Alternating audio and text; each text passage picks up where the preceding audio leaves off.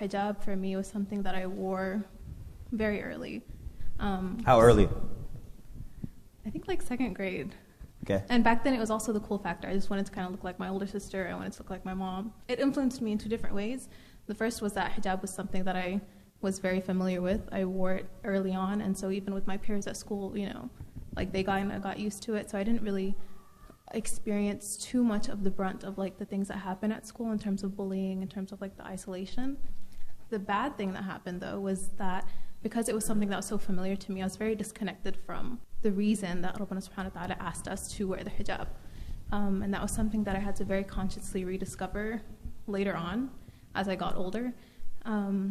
And I think what frustrates me about the conversations around hijab is that I realized that so much of what was pushing girls away from the hijab or was making it difficult was that I knew obviously that it was a commandment from Rabbana subhanahu wa ta'ala, but it felt like it was something that everyone was so focused on, and it felt to me like a means of control in that sense, right? Like the hijab, you can kind of govern whether a girl is wearing her hijab correctly or not, but you also can't really have access to her state of iman or the difficulty of being a girl growing up in a society where literally every form of media that you are consuming, every person that you're interacting with is telling you that your worth has something to do, is directly aligned to your beauty and how you present.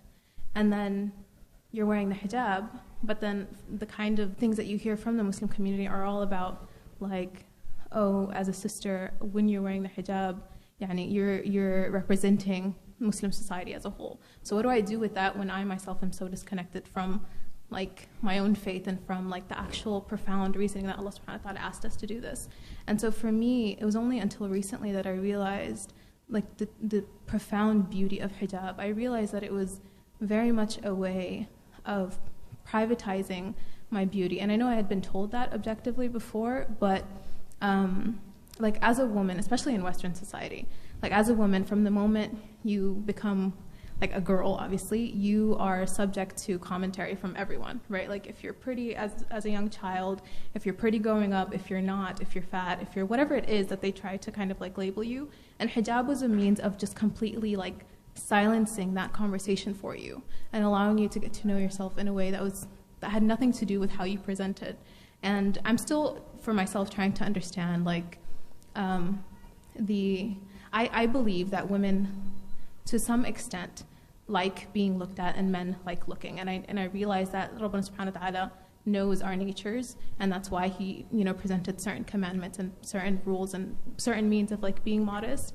But I think something that could be very encouraging is just like communities being aware of the difficulty of trying to wear hijab properly and trying to also have the faith that presents hijab as something that you are doing because of your deen, not because of the commentary that surrounds it, or because it's something that's like that you really don't have a choice in, or whatever it might be. So for me, just realizing the extent of like Allah's mercy in presenting hijab for women and for men to a degree, it was just, that felt like encouragement to me. It felt like, oh, like this is about like discovering my worth outside of what society tells me my worth is hinged upon. So yeah.